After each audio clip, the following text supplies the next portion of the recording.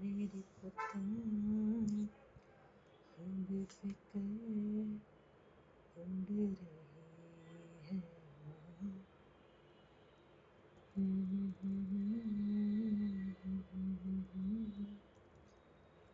आजा समझ मुझे तेरी फिक्र धुंधला गई, देख मेरी नजर। Okay.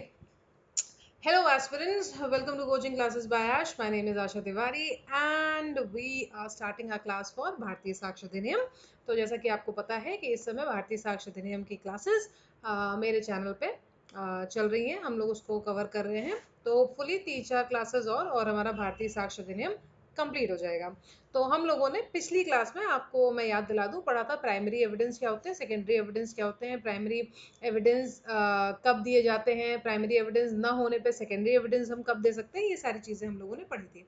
आज का जो टॉपिक हमारा रहेगा, मैं कोशिश करूंगी कि प्रिजम्पशंस हम लोग कवर कर लें और साथ ही पब्लिक डॉक्यूमेंट और प्राइवेट डॉक्यूमेंट्स को हम लोग थोड़ा सा देख लेते हैं। तो आइए स्टार्ट करते हैं बिना टाइम वेस्ट किए।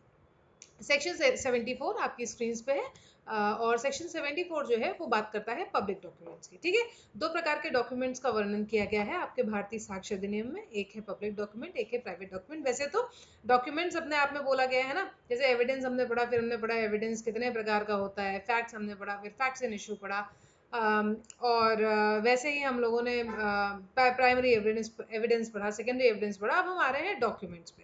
तो डॉक्यूमेंट्स दो प्रकार के हैं, पब्लिक डॉक्यूमेंट्स, प्राइवेट डॉक्यूमेंट्स, नाम से ही पता चल रहा होगा। ठीक है, तो 74 जो है वो डिफाइन करता है पब्लिक डॉक्यूमेंट्स को, और वो कहता है कि ऐसे एक्ट्स या ऐसे डॉक्यूमेंट्स या ऐसे रिकॉर्ड्स जो किसी भी प्रकार से सॉवरेन अथॉरिटी के बारे में बात करते हैं, ऑफिशियल बॉडीज या ट्रिब्यूनल्स के हैं, किसी पब्लिक ऑफिसर के यानी लेजिस्लेटिव, जुडिशियल या एग्जीक्यूटिव की बात करते हैं यानी कि उनसे रिगार्डिंग है, या कोई भी ऐसे पब्लिक रिकॉर्ड जो किसी भी स्टेट में या यूनियन टेरिटरी में एज प्राइवेट डॉक्यूमेंट्स यानी कि उनके डॉक्यूमेंट्स हैं, वो भी जो है हमारी जुडिशरी के अंतर्गत, यानी कि जब हम उसको कोर्ट में वर्णन करेंगे तो उसको हम कोर्ट में एज पब्लिक डॉक्यूमेंट ही बताएंगे। तो सेक्शन 74 आइए पढ़ लेते हैं। The following documents are public documents. Documents forming the acts or records of the acts of the sovereign authority, of official bodies and tribunals, of public officers, legislative, judicial, and executive of India or of a foreign country, and public records kept in any state or union territory of private documents. Okay? उसके अलावा क्या लिखा है कि all other documents except the documents referred to in subsection 1 are private. ये जो हमने पढ़ा 74 में जितने डॉक्यूमेंट्स दिए गए हैं वो ही पब्लिक डॉक्यूमेंट्स हैं। इसके अलावा कोई भी डॉक्यूमेंट होगा वो कौन सा डॉक्यूमेंट होगा, प्राइवेट डॉक्यूमेंट होगा। ठीक है, अब सेक्शन इंपॉर्टेंट है प्रीलिम्स के लिए, इसके अलावा आपको और उसमें ज्यादा अक्ल लगानी नहीं है। फिर आ जाइए अब आप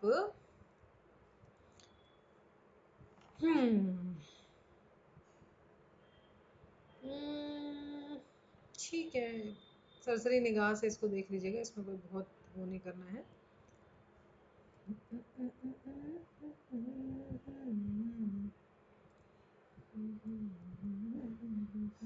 ठीक है, तो 73 में हमें पता चल गया पब्लिक डॉक्यूमेंट क्या है, और उसी में इन्होंने बोल दिया है कि इसके अलावा जितने बाकी डॉक्यूमेंट्स हैं वो प्राइवेट डॉक्यूमेंट्स हैं। अब आ जाइए, जैसा कि मैंने बोला प्रिजम्पशंस की हम लोग बात कर लेते हैं। तो यहाँ पे हमारा प्रिजम्पशन स्टार्ट हो गया है। प्रिजम्पशन किसको लेके, डॉक्यूमेंट्स को लेके।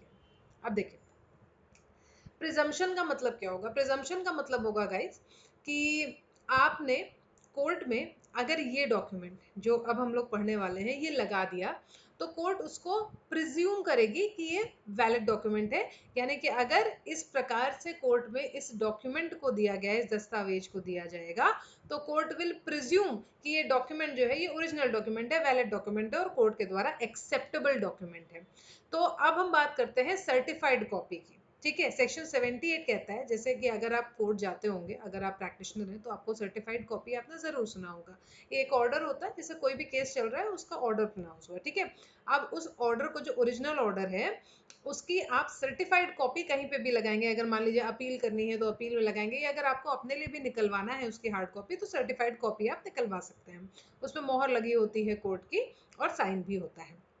तो सेक्शन 78 कहता है कि जहां पे भी अगर आपने एक डॉक्यूमेंट में कोई भी सर्टिफाइड कॉपी दी, कोई भी सर्टिफिकेट लगाया, किसी भी डॉक्यूमेंट की सर्टिफाइड कॉपी दी, which is by law declared to be admissible as an evidence of a particular fact and which purports to be duly certified by an officer of the central government or the state government, provided that such document is substantially in the form and purports to be executed in the manner directed by law in that behalf. The court shall also presume that any officer by whom such document purports to be signed or certified held when he signed it the official character which claims in such paper. Section 78 कहता है presumption as to genuineness of certified copies.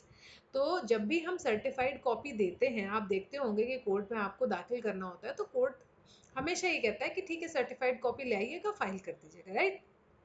तो कभी सोचा है कि certified copy file करने पे कभी उस पर कोई डिफेक्ट क्यों नहीं लगता है? अब ये मत बोलना कि सर्टिफाइड कॉपी की फोटो कॉपी फाइल कर दी और फिर डिफेक्ट लग गया।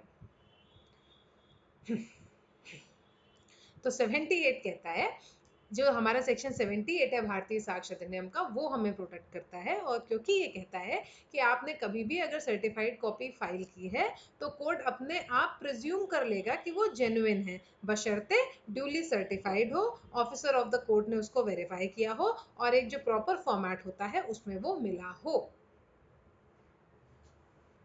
Clear? Okay. Now, section number 79. Presumption as to documents produced as record of evidence etc.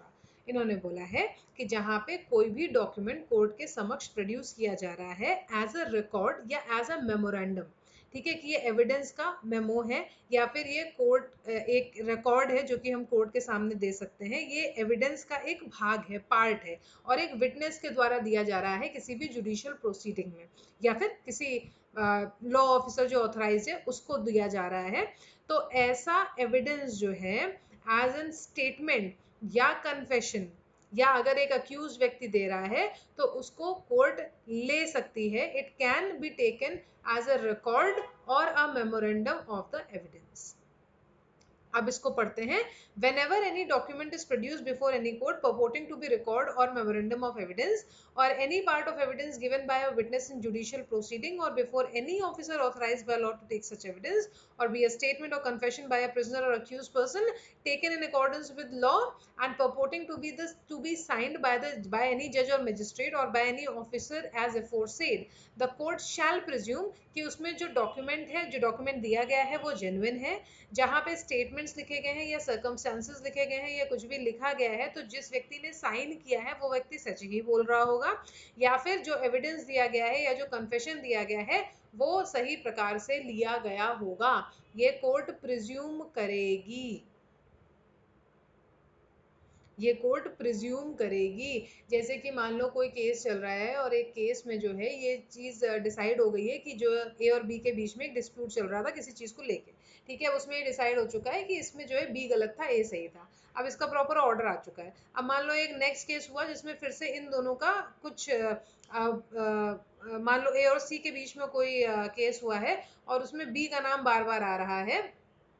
तो अगर बी को अपने आप को बचाना है तो बी सिंपल ये फाइल कर सकता है, ये देख लो इसी चीज को लेके पहले भी हो चुका है और ये हमारा ऑर्डर है, आप देख सकते हैं इसमें ये मैंने कन्फेशन किया था, ये जो भी है, जो भी स्टेटमेंट्स इसमें रिकॉर्डेड हैं मेरे लिए, मेरे पक्ष में, मेरे विपक्ष में, वॉट एवर द केसेस। तो सेक्शन 79 कहता है कि ऐसे में कोर्ट ये मान के चलता है कि जो डॉक्यूमेंट दे रहे हैं वो जेन्युइन है, जो उसमें लिखा हुआ है वो जेन्युइन है, जो भी एविडेंस है, जो भी स्टेटमेंट है, जो भी कन्फेशन उस डॉक्यूमेंट में लिखा है वो जेन्युइन है। प्रिजम्पशन की बात हो रही है, शैल की बात हो रही है। अभी हमारे दो सेक्शन में शैल लिखा है, ये याद रखना, क्योंकि अभी शैल शब्द हटेगा और मे शब्द भी आएगा कहीं कहीं।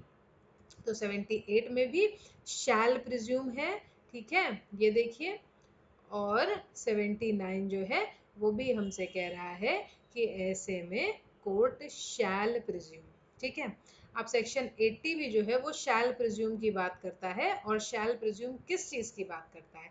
सेक्शन 80 कहता है कि जो गैजेट हैं, जो न्यूज़पेपर हैं, या जो ऐसे डॉक्यूमेंट है जिसकी जेन्युइननेस की बात हो रही है और ये लॉ के तहत जो है सही तरीके से रखे हुए हैं किसी भी ऑफिशियल जगह पे या किसी पब्लिक जगह पे, तो कोर्ट शैल प्रिज्यूम कि द डॉक्यूमेंट इज जेन्युइन, ठीक है। सेक्शन 80 अगेन शैल प्रिज्यूम।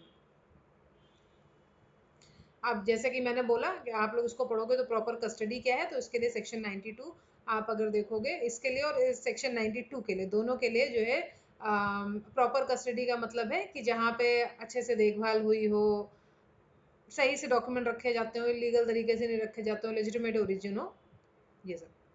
अब 81 पे आ जाओ, गैजेट्स इन इलेक्ट्रॉनिक डिजिटल रिकॉर्ड, सेम चीज है, बस इलेक्ट्रॉनिक रिकॉर्ड की बात हो रही है, तो again court shall presume the genuineness. अब आते हैं maps plans made by authority of government. मेरी तरफ देखिएगा, इसको छोड़ दीजिए, मैं जो बता रही हूँ उसको सुनिए। जहाँ पे किसी भी सेंट्रल अथॉरिटी या स्टेट अथॉरिटी के अंतर्गत कोई भी मैप बना है, प्लान बना है, चार्ट बना है, ये सारे के सारे क्या होंगे? Court shall presume them to be genuine. 83 की बात करें, collection of laws, reports and decisions, जैसे कि हमारी बेयर एक्ट हो गई या बाकी कोई लॉज हो गए, कोई डिसीजन हो गए, again the court shall presume the genuineness. Section number 84 power of attorney की बात हो रही है, तो court shall presume that every document purporting to a power of attorney and to have been executed before and authenticated by notary public of any court, judge, magistrate, Indian council, vice council or representative of central government was so executed and authenticated. Okay, section 84 easy.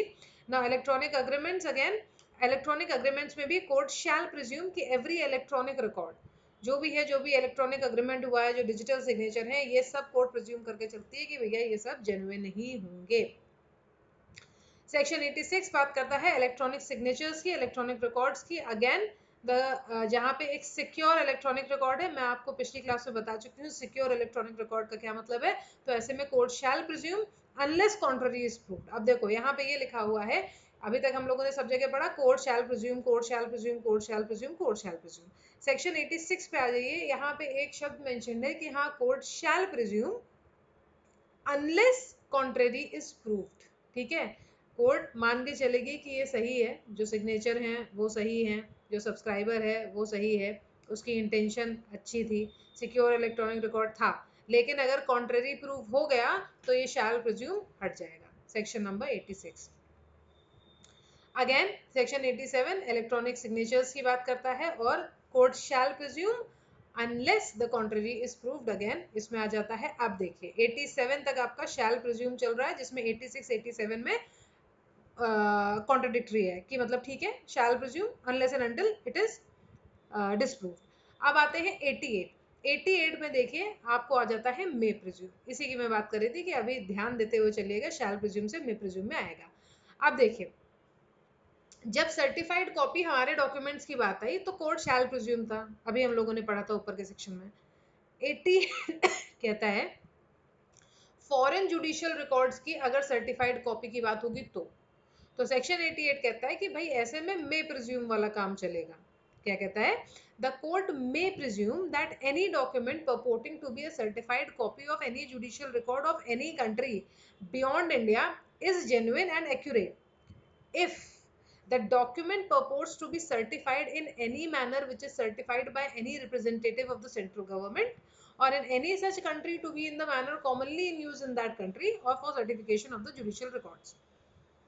88 कहता है कि कोई भी document जो भारत के अलावा किसी और कंट्री का है, वो उसकी सर्टिफाइड कॉपी जेन्युइन है कि नहीं, ये वहाँ का जो कॉमन प्रोसीजर होता है उसके थ्रू अगर मिली है, कॉमन फॉर्मेट में मिली है, और जुडिशियल रिकॉर्ड की अगर सर्टिफाइड कॉपी है, तो कोर्ट ऐसा मान सकता है। ठीक है, मे और शैल का फर्क मैं बता देती हूँ आपको कि क्यों यहाँ पे आपको इस चीज पे बल देना है। देखिए मे का आ, बाद में बात कर लेती हूँ। ओके हाँ जब आप बोलते हैं मे आई कम इन और जब आप बोलते हैं शैल आई कम इन, मे का मतलब है कि अगर सामने वाले ने बोल दिया नो तो आप नहीं जाओगे। ठीक है, शैल का मतलब है कि मैं आ तो सकता हूँ बट मैं पूछ लेता हूँ। मे का मतलब है कि क्या मैं आ सकता हूँ, शैल का मतलब है मैं आ सकता हूँ, इतना फर्क है, ठीक है। जैसे मैंने बोला कि आई शैल मीट यू देयर का मतलब है कि मैं आपसे वहां पे मिलूंगी। अगर मैंने बोला आई मे मीट यू देयर का मतलब है कि मैं मिल भी सकती हूँ, मैं नहीं भी मिल सकती हूँ, ठीक है। तो ये ऐसे ऐसे वाली सिचुएशन है। Okay, clear. तो section 88 I guess is clear to everybody.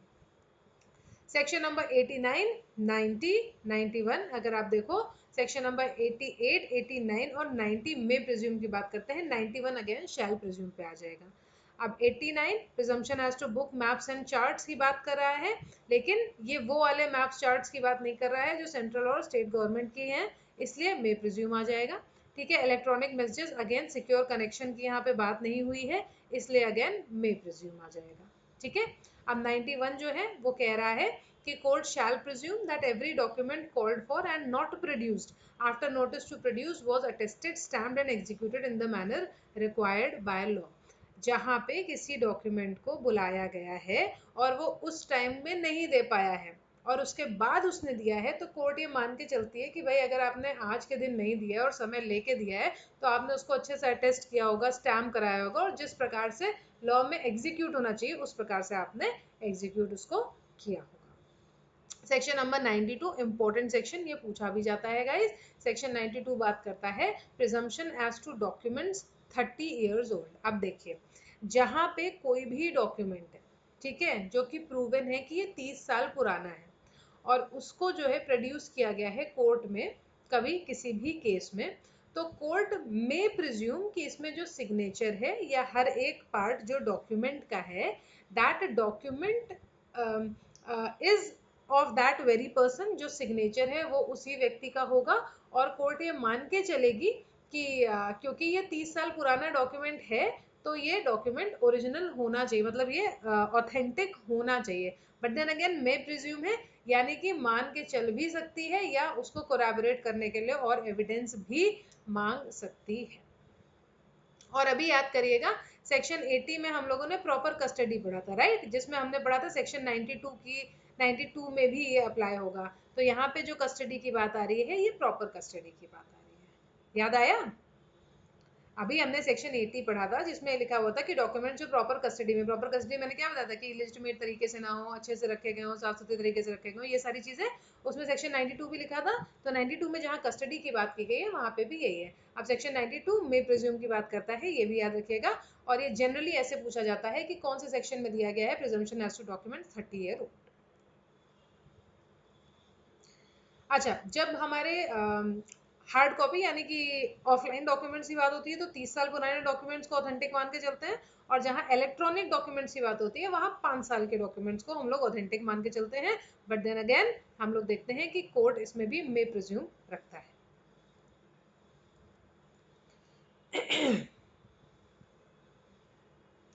Okay, तो चैप्टर 5 हमारा यहाँ पे खत्म होता है, चैप्टर 6 हमारा यहाँ पे स्टार्ट हो जाता है। तो यहाँ पे मैं विराम दे देती हूँ क्योंकि हम लोग एक चैप्टर एक ही दिन में पढ़ने की कोशिश करते हैं।